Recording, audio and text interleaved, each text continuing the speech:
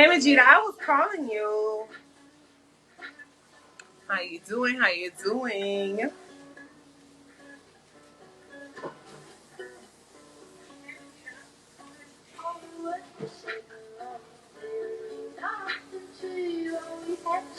I'm trying to figure out what's going on. That's okay. Right now, it's blurring.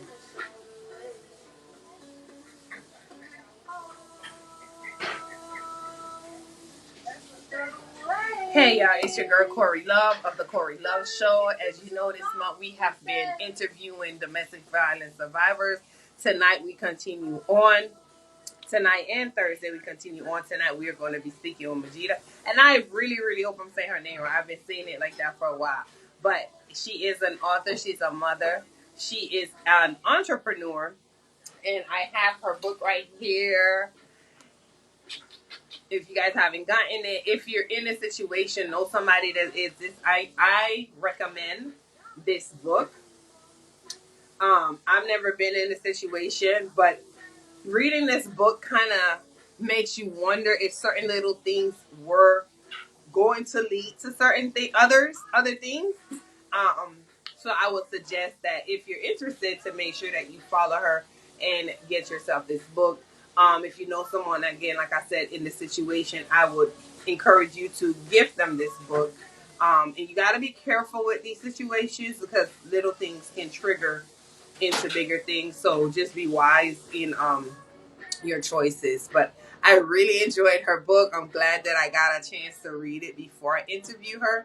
And it is not 8:03. You guys know as you come in, go ahead and drop your name so I can know who you are, so I can recognize you by your name and share this out with your followers. I also wanted to recognize our Bossing Up boss of the week, who is Chrissy Jones out of Atlanta. She is known as the $10 plate lady. So every week we are going to recognize a Bossing Up boss, which would be somebody that's doing something great in their community, somebody who's an entrepreneur. And I'm also looking for youth as well, because you know our children don't get enough recognition as they should, and they're doing some good things. Some of them are doing adult things in a good way. So if you guys have that, I will be putting that link in my bio soon so that you can nominate individuals. I have a whole list of people that gave me people before, and now they got to do the nomination form because I need information. And then the person needs to accept the nomination in order for me to share, their photo and information about them. And tonight I am wearing my shirt that I got from Miss Joy Poley of the Simply Happy Society at Miss Joy Poley. If you're not following her, go ahead and follow her. She helps you to liberate your life. So make sure you follow her and check out the things that she have that's going to help us to turn ourselves around. All right, so I'm going to go ahead and jump right on in and bring in our guest for tonight. I hope I'm not forgetting anything else. Bringing our guest for tonight. I am, oh my God, our sponsor for tonight, True to You Beauty Bar Spa. Listen, she is your skincare concierge. Okay, so make sure you follow her on Instagram. I mean, at least she's on Facebook as well, but y'all know I'm an Instagram junkie. So make sure you follow her.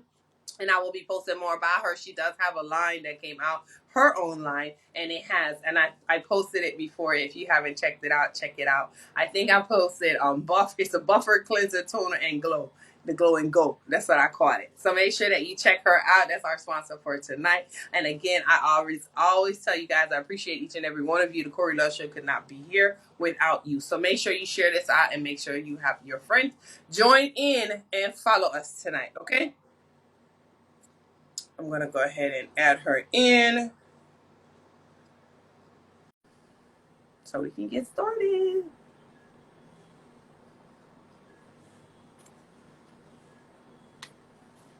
Hey, Goldie. Hey, Suzanne. Hey, how are you?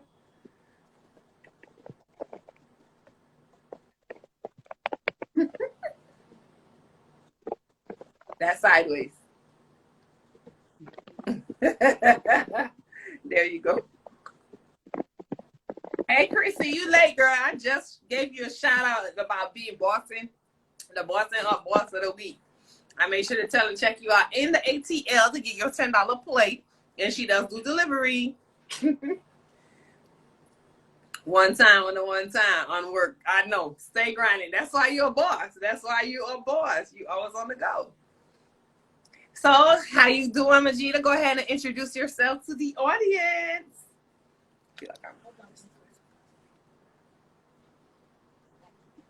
Oh, we can't hear her. You're welcome, you're welcome, you're welcome. Make sure you keep your eyes on the road, girl.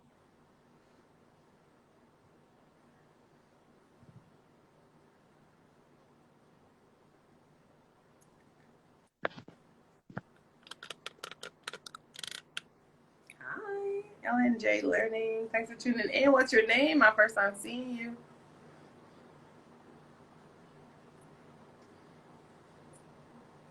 I'm going to take her out and bring her back in.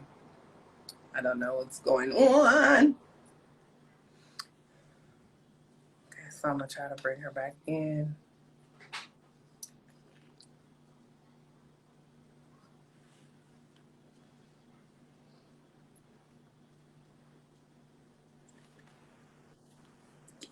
Can you say something? Who can't hear? I wasn't hearing you before. Can you hear me? Yeah, I can.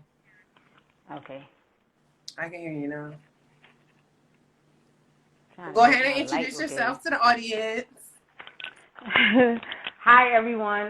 My name is Majidah Cassandra Smith, and I am the author of this book, God's Gonna Make It Good. It's called A Journey to Forgiveness. All right. So she is who we are going to, I just showed you like 50 people. They better come on in here and get this message. Thank you, Christy. So as she said, she is Majidah. She's an author. She's a mother. She is also going to be telling us about her journey through domestic violence and how she exited out of that. Thank you, hon. So you guys know I don't waste any time. I jump right on in so we can get moving because Instagram only gives us 1 hour. So I just wanted to touch base. Basically, most of my questions are coming from what I read in the book and other things that I've been hearing from the other ladies. So I wanted to see how it would apply as well to your situation. So the first thing I want to ask you, in your book, first of all, how long were you married to the individual? 5 years. For 5 years. Okay. And so what made everything start happening in your guess? We're going to guess. Because I'm sure you're not like, oh, well, because of this or that. But what do you think made it start? I think that he went into the marriage being deceitful from the beginning. He had a different agenda for the marriage, which I believe I call him an opportunist because I feel that it was only because he wanted a green card. Ah, okay. So you don't think it was love at first? No. Okay. Although he pretended that was the reason, but that's not what his actions showed. Mm-hmm. So in the book, you said, which was so, when I read it, I was like, whoa. And let me tell you one thing I love about her book. She is very, like, real transparent and to the point. So whatever I'm asking, I'm pulling it from her book. So I'm not making up anything, okay? So in the book, you said he would tell you, I'm going to snap your neck and then whisper, I love you. Now, in that particular instance, how did you feel? So that was like, he basically flipped emotions. Like, I feel like, have you ever known someone who could be really, really nice, yeah, and then the next minute they switch up and they could be really nasty? Well, that was his personality. And that day when he was trying to choke me out, that's when he said that. So it was almost as if he had like a demonic demon on him, and he just snapped out of it. and then he said, "I love you." So that's what I felt like it was. It was a very scary feeling because if somebody's on top of you, that's what you're thinking about. How am I going to get them off of me? I Right. can't breathe. Right. And then to So say, that's "Oh, what I'm you're gonna kill thinking you" at about. the same time. Right. So You that was wanna? I'm scary. gonna let you. You wanna fix it for the camera? It's on a stand. Yeah, it's on one of those camera stands, but Oh. it's not. I'm trying to get the lighting. Oh. Are you seeing me good with the light? Yeah, but every time it moves, it's like it's taking you out of. It's making it like shaky. Okay, so I'm gonna Yeah. leave it then. Yeah. Hopefully you could That's see fine. me The good, lighting cause is fine. the Nah, lighting that's is good. perfect right Okay. there. Yeah, split personality, right? Yes, very So split. now, so I can't even imagine because to me that like when I read it, my heart jumped like whoa, like I know for me when I get out of that it'll be like oh my god I can't take it. Now is that the first time he said that to you? Or he have said it multiple times? That was when he actually hit me. That was the second incident that we had, and that was my, um, what I would say was my end of it. Like I was like, this is not for me, because I believe after he did it the first time, because we went to counseling, I felt like people could possibly change. Right. But the second time it happened, I felt like, no, this is his personality, this is his behavior. So this is now, when you keep doing something over and over, that's who you are. So I just felt like at that point, the second time, I said, I'm not going to take a chance with the third time because I cared about living more than Right. being in that situation. Right. Because boy, 3 strikes you just never know. Right. You also talked about forgiveness brings healing. Do you consider yourself healed from that? Yes, but I feel that healing looks different for people. Um, some people heal while they're going through a situation. Some people heal after they get out of the situation. So for me, I feel like it was all three, because once I started seeing that the marriage was going downhill, we did the counseling. I didn't see any change in his behavior. So I started coming to grips like this marriage is not going to last. I told even my mom, I spoke to my mom about it. I said, it seems like he just used me, but this was not really what he wanted. So I kind of started healing then because I knew that the marriage, he wasn't changing. Then I started journaling. So I like to write down things. So I started writing down my feelings and how I felt about it. And while I was going through, so that actually helped me to heal as well. But when I went to go throw the papers away, the Holy Spirit said, and I'm a spiritual person, don't throw that away. So that's why I kept all my notes, not knowing later on that it was going to develop into a book. Right. Wow. So, what were the red flags in the beginning, though? Like, so you guys were married for 5 years. Did it start the first year, or there were red flags you ignored? Because I know some of the other ladies said they saw the signs, but they just kept on thinking, okay, it would change. What were the red flags leading up to that first and second incident? Yeah. So the red flags started before we got married. I think that based on his attitude, he was very, very jealous. So, for example, if he called me, and first of all, our relationship was long distance. So, I was in Florida, and he was in another country. He was in Antigua at the time, and so we were talking on the phone, emailing, those type of things. So, say he would call me, and I was at work, and I didn't answer my phone. Then I would get a nasty text message or a nasty voicemail saying, oh, what you doing? You with some man? Why you not answering your phone? Those were the type of things that happened before we got married. And then I talked to, people about that, and they were like, well, maybe it's just because he missed you. So people started making excuses for his behavior. When I started to doubt, like, well, maybe I shouldn't get married yet. Okay. Wait, I should wait. People were making excuses like, oh, well, maybe he's just doing that because he missed you and stuff like that. But then when we got married and he moved to Florida, that's when I realized the person that he was pretending to be was not the person who he was. So he like was pretending to be like romantic and all that stuff. All that changed. Once he got here, it was a different story. And this is when he got his papers. Because he had to get his papers to come. Right. He got his 2-year at first.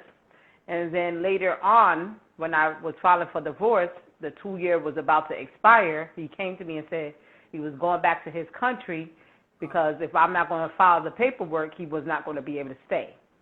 And then I told him I was going to think about it because I told him I don't feel you deserve it, so I'm not going to file it. I thought about it, and then I said, okay. I went back to him. I said, okay, I'm going to do the paperwork for your son.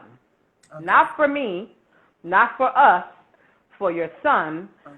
So that way you can't go back to your country and make an excuse when he gets older and says, why you wasn't there for me. You can't say, because your mom right. didn't file the papers for me. So I went ahead and I told him, I'm still divorcing you, okay, but I'm going to file. So I filed the 10-year, and that's what he has now. Okay. So he's not a citizen. He's not naturalized. He's just a resident? Yes. Okay. So how would he be able to become naturalized now? He'd have to go through you still? He could, but I would never do it because I already gave you 10 years extra, okay, and that's 12 years total, and I don't see the point of me doing that. He could file for himself, so he would have to prove to the United States why he wants to stay here. He would have to file for his citizenship and do a test, and then stuff like that. Or he could remarry and have somebody file for him. And he's not Jamaican. His nationality is Guyanese. He's from Guyana. Oh, okay. Okay. But he lives in Antigua. Oh, okay. Yeah. You guys all, every woman that I've interviewed, the stories are very similar. And it's like, men need help. And I can't say just men because, and I don't want to give it away, but in her story, there's a male that talks about domestic abuse. So not to say that when there's more male or females or whatever, we're not comparing that, but I just want people to understand that men go through it too. They're not as brave, I guess, so to speak, to bring it up and be public about it. No, he's not Jamaican. It's not a Jamaican man this night. I think so he's from Guyana. Yeah. A lot of people saying that. I looking at the comments. He's not. I'm from New York. I'm born in New York, but I have Jamaican parents. Okay. All right. So I don't want to date no Jamaican like that because I was like, I already see what they about, and I was like, no, let me try something different. But this guy's from Guyana, but he's the same. I didn't see any difference. Wow. Listen, I feel so bad for these Jamaican men. Listen, they're gonna attack me. They're gonna be killing me. Now, so are you currently dating anyone now? So I'm dating, but I have not seen the characteristics that I want yet in one person, in a husband. Okay. So now, what would be those characteristics? Because and it's funny because we had this conversation last night. This young lady and we had this conversation, and she said that her boyfriend said there is a perfect woman and there is a perfect man. It's just that nobody's found them. So my thing was like, I don't think so, because nobody's perfect. Period. I just don't agree. We all have our moods, we have our attitudes, we have our flaws. So I would not say that. But what would you consider that? Because you've been with him, you've heard the different stories. She said someone who don't disturb your peace. That's a good one. But I don't know. I don't know. So what would you want to find in someone now, since you've been through that? And how hard would it be for him to prove to you because of what you went through? That's a good question. Okay. First, first of all, I never tell a man all the things that I'm looking for in a man, because what I found is that when you do that, men will pretend to be whatever you said, even though they're not that, and then what they present is their representative. So it's not the real person. But then when they cannot live up to the things that you said you wanted, that's when you start seeing the real them come out. So I learned, don't ever tell a man that. So the things, when a man asks me now, what are you looking for? I tell them basic things because I want to watch their fruit. The Bible tells us that you will know the tree by the fruit it bears. So a bad man he's going to have bad fruit. A good man is going to have good fruit. So I don't tell them everything. I tell them basic things like, for one, I say I want a man who's God-fearing. That's number one. I would say because I have a son and his father was not a good role model, I want a man to treat my son like their own. I want somebody who's honest and who communicates. I want somebody who is a goal-oriented person. I want someone who supports what I do, because me going through what I went through, I need a man who understands that the Lord may call me to go speak here or speak there or travel here or travel there, and I need you to be supportive and not be jealous because I might have to go travel somewhere that you can't accompany me. So those are the things that I would tell a man. But I won't tell them anything else because I want them to show me exactly who they are without pretending. Okay. In your book, you also said, and this really stood out to me. It says, and it's like so much stuff stands out in your book to me. Not only, guys, this is what I'm saying. This is not only a book about because she was abused. This book has things in it for just women in general. That's what, I don't know if that was your intention when you wrote it, but when I read it, that's what I got. Like, oh, this could help people too walking into relationships, right? So one thing you said, don't get into a relationship because you are lonely. Two lonely people that get involved may not fulfill that void that they have inside. Rather than spend time looking for someone to be with, take the time to work on you. And I'm skipping parts of it. So that's fine. Yeah, because you're probably like, I know myself. That ain't what I said. But I'm skipping. I like that part because it said, rather than spend time looking for someone to be with, take the time to work on you. Being that you came out of something like that. Now you say you're not looking and you're not telling. What advice would you give someone that's probably not in a relationship or is in one now because they feel like, I need a man? You know, some people feel like they have to have someone. You really don't have to. Like, not right away, I'm guessing, but what would you tell them? Yeah. Okay, so for me, I feel that people need to understand what a need is, and people need to understand what a want is. For me, Majidah does not need a man. I want a man. There's a difference. Okay. I want a man that's going to match my fly, because I know I'm a beautiful person inside and out, so I need a man that's going to match that. I need a man that we're going to be able to conquer some things together. I need a man that's strong spiritually, because the Bible, we know a lot of things is spiritual. And so the Bible say, what one can chase 1,000, two can put 10,000 to flight. So I need, when you have two people together that's meant to be together, they could damage some stuff on earth, and they could damage some stuff for the kingdom of God. And since I'm a spiritual woman, I want a man to do that with me. But I could do it by myself, and I'm going to be content by myself if he never finds me, because I believe he's out there looking for me. If he never finds me, I'm going to be content with myself. So I believe in education. I just finished my master's. So I feel like you should be doing things to better yourself. So I just finished my master's. Now I'm looking into doing my doctorate. What we're doing tonight is my passion, speaking to people, encouraging people, advocating for people. So I've done things to better myself. You know, I want things in life, a house and stuff like that. So I'm going to do these things regardless if the man finds me or not. Right. So I tell people, before you start saying you need, you need to understand need and wants.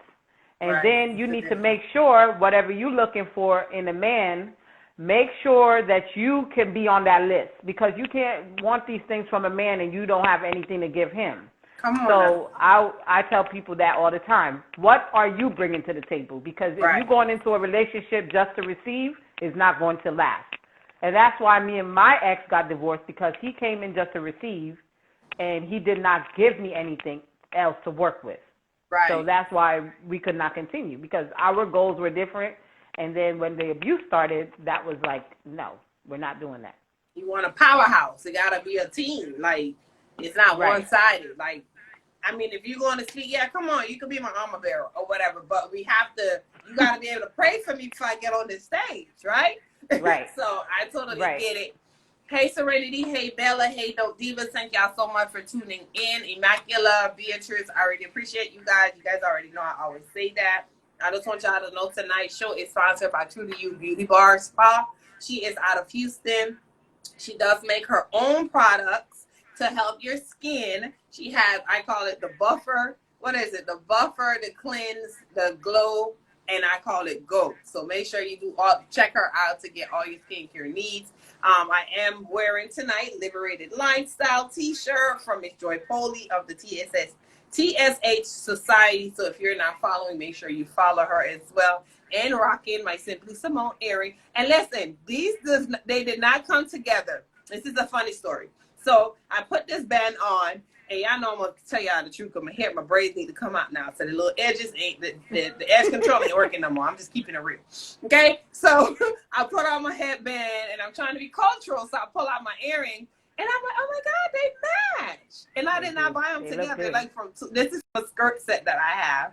And this is from Simply Simone one, which is, you know, guys, if you don't know, I am an ambassador for her. She is a 10-year-old entrepreneur. So make sure you follow her page. All right.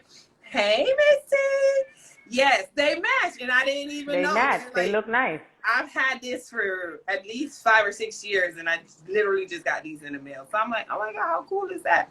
And I didn't think about this when I ordered this, but hey, everything matched. So, hey, that's how it goes.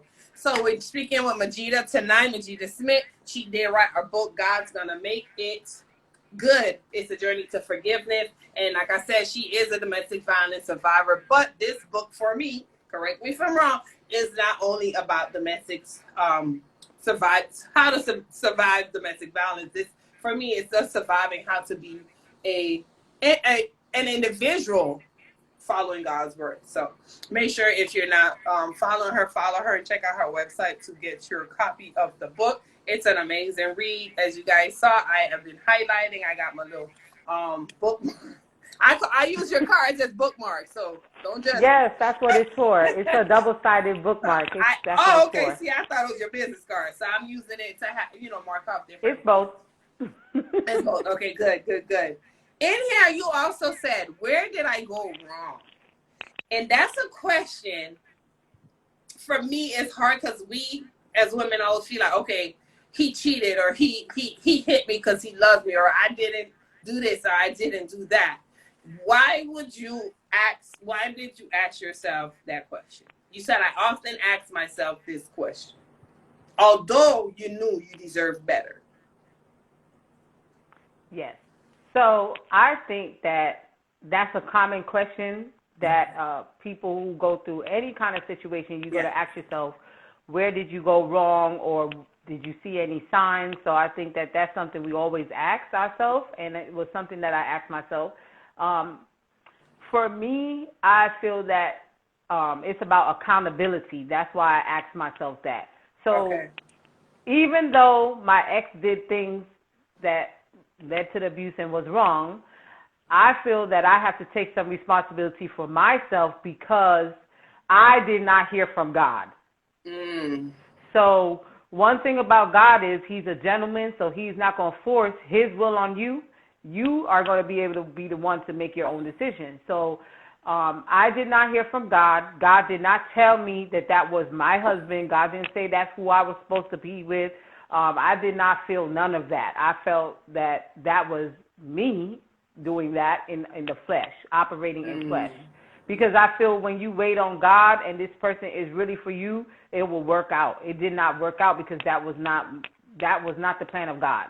I do have a beautiful son out of the marriage, and I feel that was the only thing that I could say was not a mistake. But leading up to meeting him, going through 2 years of that long distance, filing for him, all of that, that was all me. That was not, God telling me to do that. I did that, and that was a big mistake. So that's where I feel I went wrong.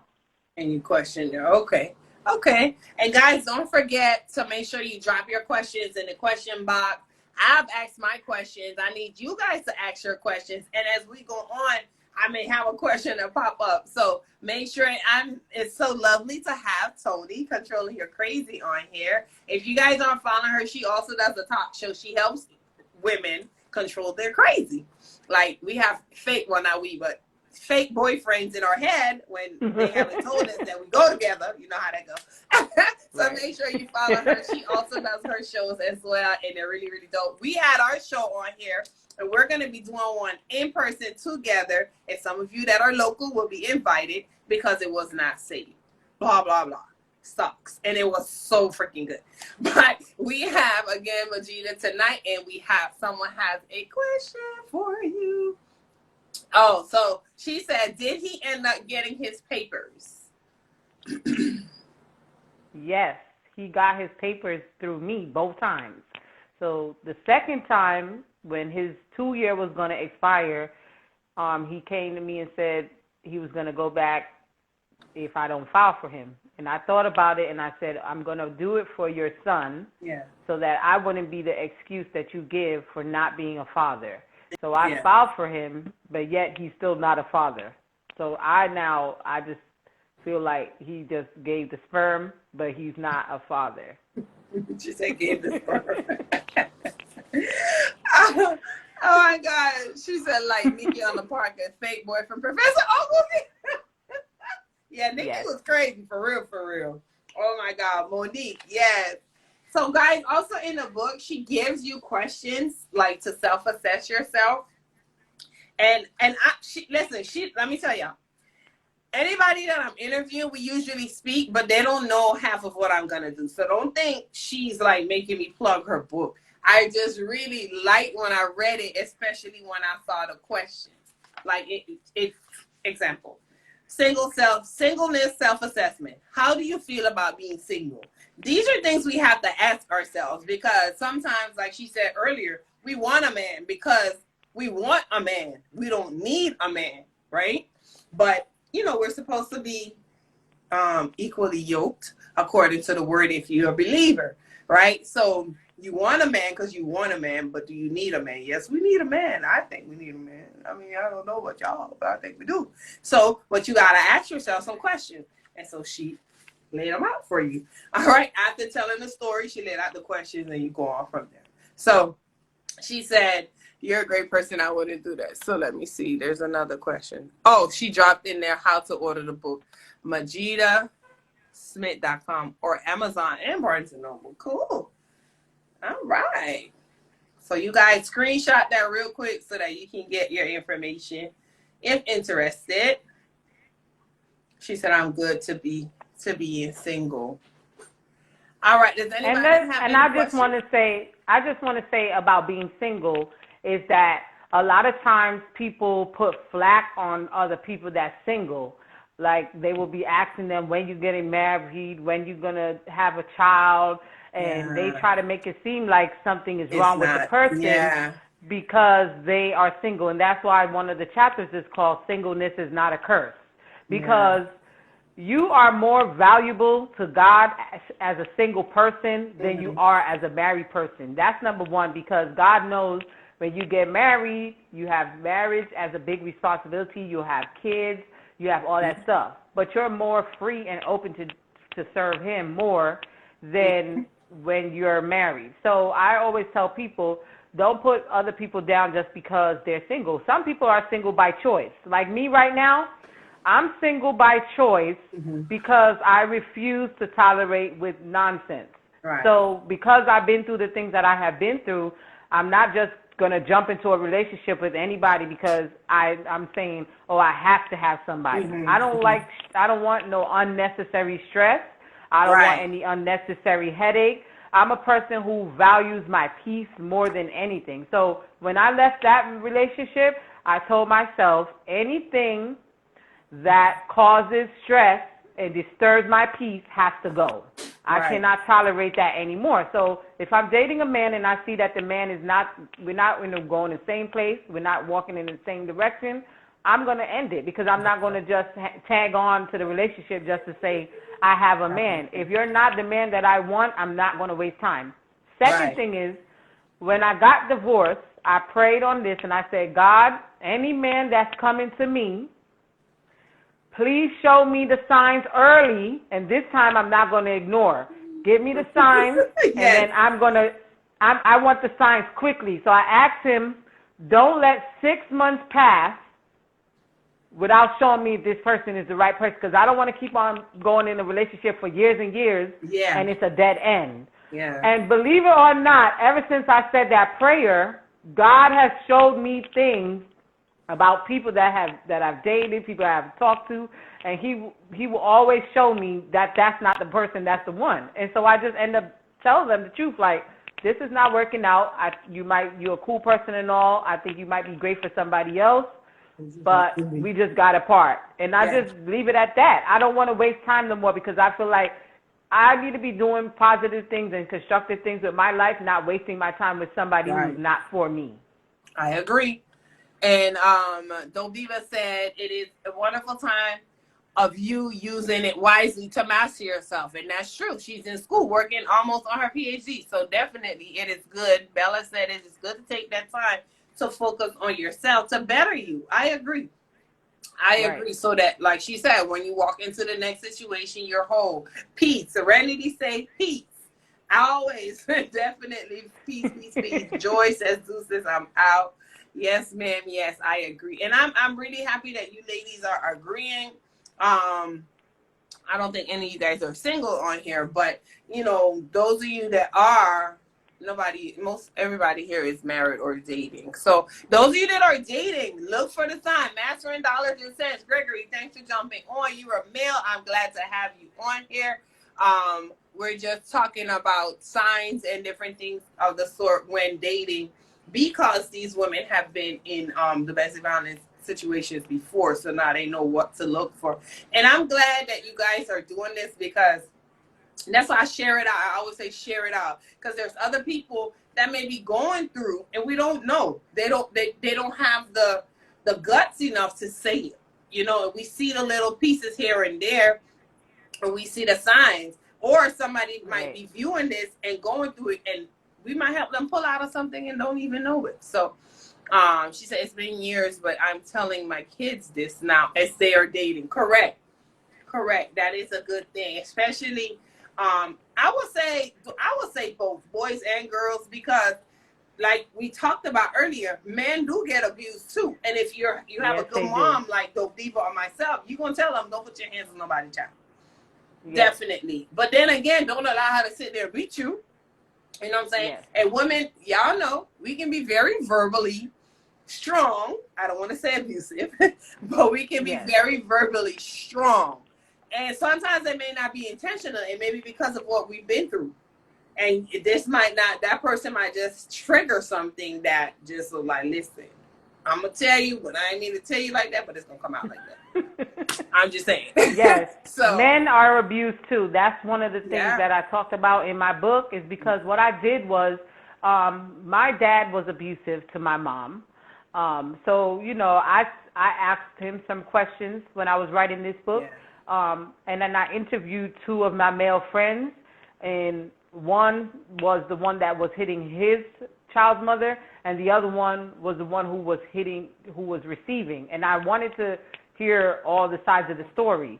So the one that I put in the book was the one he was getting hit. And that guy was my friend, still my friend, and he ended up having a false charge put on him by her. She was the abuser, but when they came to the scene, she tried to flip it and make it seem like it was him. So he got arrested because he didn't want her to go to jail, and so he got arrested.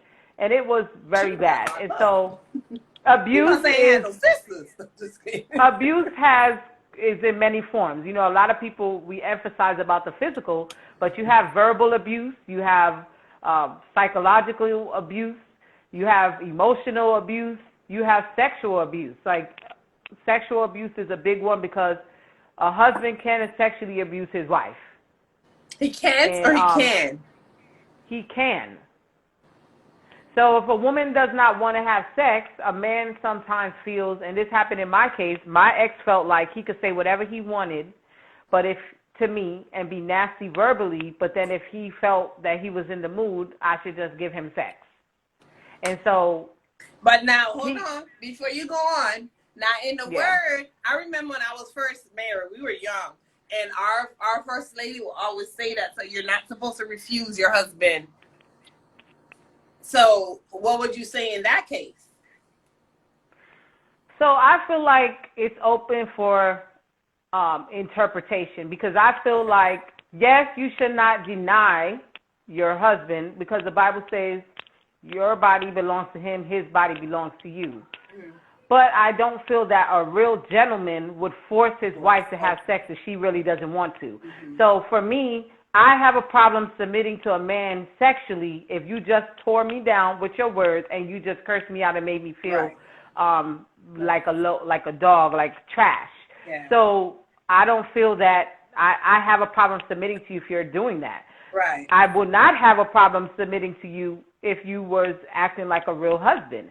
So in my case, I feel like you can be abused sexually by your husband or your wife.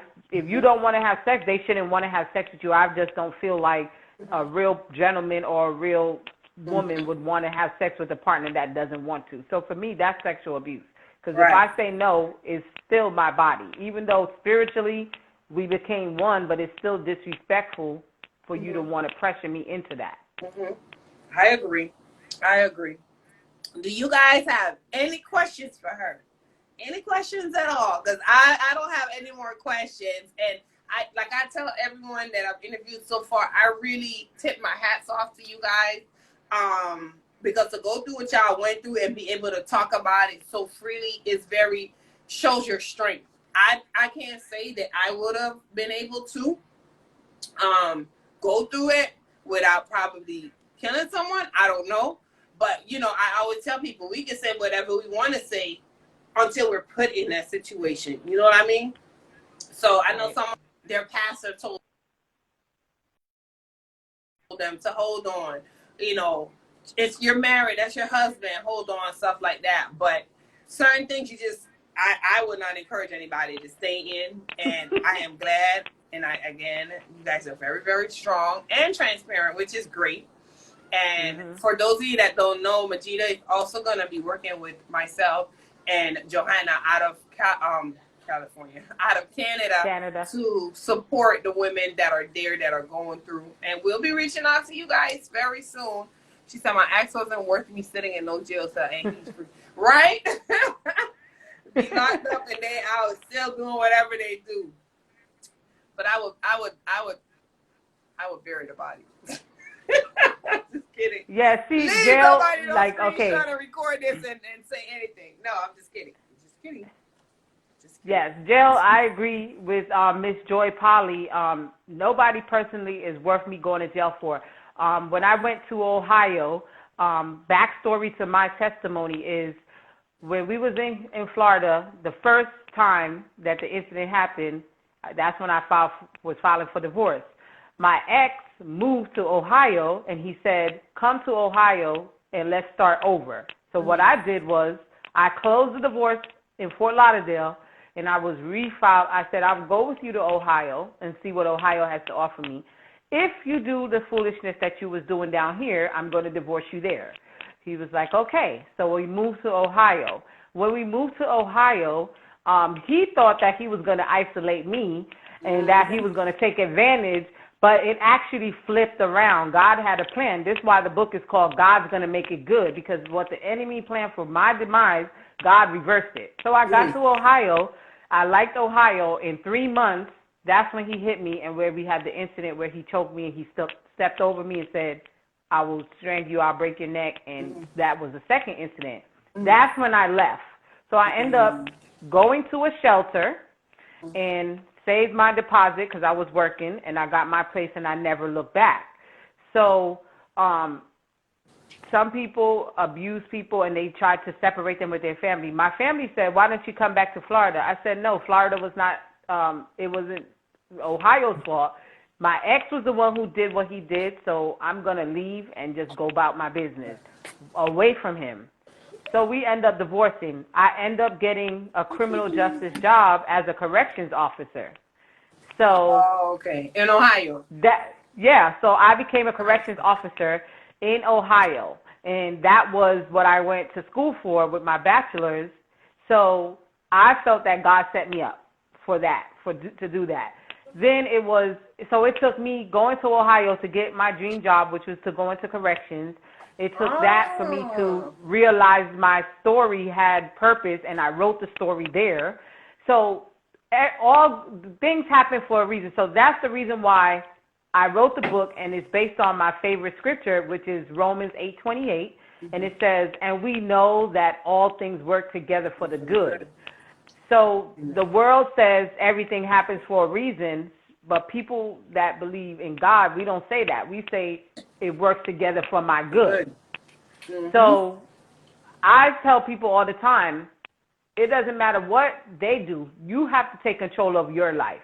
So the person could try to isolate you and do all that, but you have to take control. I knew I was in a place that was, my surrounding was new to me, and I decided to make the best of it. I didn't run back to Florida or run back to my family because of what he did. I was like, no, Ohio is a good place. I like it. I'm doing good, have a good job, all that stuff. So I stayed there. I stayed there for 5 years. Okay. And then when I wanted to move back, that's when I moved back for myself. Wow. I'm looking. So it's I would really, never really tell. Hard. That's why y'all see me looking crazy. It's horrible now. I brought that up to say when people tell people to stay in abusive relationships, me personally, I would never do that. The reason why I would not tell someone to stay in an abusive relationship is because if that person dies, then that's going to be blood on your hands. You're going to feel terrible that you told them to stay. Me personally, I would say separate yourself from them. You might not want to go and get a divorce for whatever reason, but separate yourself because you should have safety. You deserve to be safe. And that situation is not going to make you safe because it could be one incident and you lose your life. So I tell people, I know what it is to work in a jail. I've heard the inmates complain all day long. They wish they could have changed the things that they did before they got there. So I would tell you, do not do nothing. Don't let anybody take you out of your character that's going to cause you to go to jail. Like Miss Joy Polly said, like they're not worth it. I worked at the prison and I see that it's not worth it. And I would thank God every day when he allowed me to step in there, go do my job for 8 hours or 16 hours. And when I left that place, I always said, thank you, Jesus. And I went home. Those people cannot say that. No. So I was not going to stay, and I'm not going to retaliate on a man that puts his hands on me and go to jail because I feel like I have too much in me to give out to the world, and I feel like my son needs me. Yeah. Stop. So it's not being locked up ain't going to help nothing. It's definitely not going to help you or your child. So I get it. So again, this is Majidah, and if you guys don't have any questions for her, like I said, make sure you follow her. And if you're interested to get her book, it's a good read. It's not only for people that have been in domestic violence situations. It's also, like I said, it's really basically a book on journey to forgiveness. She just told her story and how she moved on to being forgiven for her situation at that time. Okay. You guys know I'm here every Tuesday and Thursday.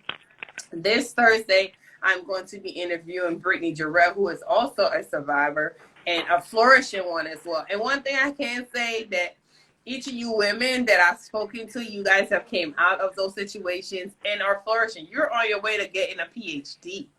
All right. Joanna is doing the same thing in Canada. Suzanne has 2 businesses. Who else did we interview? Sierra, she's working on becoming a corrections officer as well. Like every last one of you guys. Shaquilla she's also an author. She's gonna be sending me her book. I thought I had it, but I didn't. I haven't. You ladies are flourishing. So you went through what you went through, and like you said in Romans 8:28, it's all for your good. Not that like, oh, it's okay. Well, I got beat or this happened or whatever, and I'm glad it happened, but it helped you to build yourself. I mean, if those are it, for the lack of a better word, like people say, and you guys are really just doing awesome. You ladies are amazing. I have the book, great read. You have this one, Joy? Yes, she does. Yes, exactly. So you know what I'm saying. It's the truth. Like, I'm not just saying this thing, guys. So again, you want to tell them anything else? Oh, so Corey Love, I saw a comment on there, and I want to address it. It says disrespect does not equal sexual pleasure. Mm-hmm. But disrespect leads up to that. So, like I said, in my case, if you disrespect me and you tear me down with your words, and this is just me, I'm not going to be in the mood to do nothing with you. And so if you ask me for something at that time, I'm going to tell you no. And if you can persist on that, or you say, well, just lay down and I'll do it anyway, you don't have to do nothing, that is sexual abuse, in my opinion, because I did not want to consent to that. That's not something that I consented. What people fail to realize is when that scripture says your body is mine, and people choose to twist that and turn it around and say what they want to suit them. Mm-hmm. It doesn't go like that. You still have to consent. So even though your body belongs to that person, you still need to consent. So if you're not consenting, that is rape. Right. That's sexual abuse. Yeah. Okay. So if you're not consenting, that is abuse. No is no. It doesn't matter from who. Right. No is no. So the man don't want to have sex with you because you have a bad attitude, and he say no, that's no. You can't. He still got to consent. You be mad with the man, but he told you no, so you just get over it. Come correct. I say come correct tomorrow, and then try your luck and see if they give it to you. I agree. I definitely agree. And again, guys, this is Majidah Smith. Make sure you follow her at @hisglory_Majidah, right? Yes, and you are saying my name right. Okay, yeah, you heard me saying that for the longest, right? Yes, and, you are saying it right. I had the pleasure of speaking with her tonight. This will be in IGTV if you guys did not catch it live, and if you're catching a replay, make sure you drop a comment. Follow her at @hisglory_Majidah. Tonight's show is sponsored by True to You Beauty Bar Spa out of Houston, Texas. And you guys already know, make sure you join me back on Thursday, same time, 8 p.m. Eastern Standard Time, right here on Instagram at Corey Love Reporting _. And I am your girl, Corey Love of the Corey Love Show. And as always, guys, thank you for joining. And I always have to tell you guys, I truly, truly appreciate you guys. Soon as I get my studio, you guys are going to have first row seat. Y'all going to be the first set of people in my audience. So make sure you tune in. Not this Thursday, but next Tuesday. I'm going to have a very, very special surprise. It's really for me, but you guys are going to really love it as well. So I want you guys to not miss any of my shows. Even if you have to catch the replay, make sure you catch the replay. But catching it live is all the better. And next month, I'll be going back to doing our Would You Rather. At the end of the show, my daughter, who is my production manager, thought it was appropriate to do it with these, touchy subjects, according to her.